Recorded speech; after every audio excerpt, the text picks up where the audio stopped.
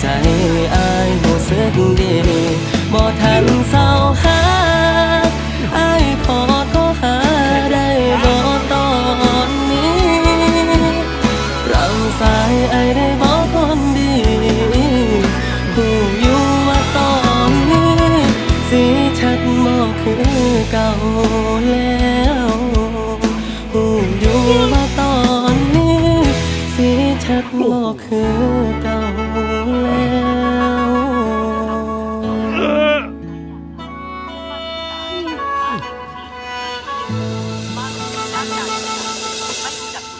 ยังทำร้ายลูกฉัน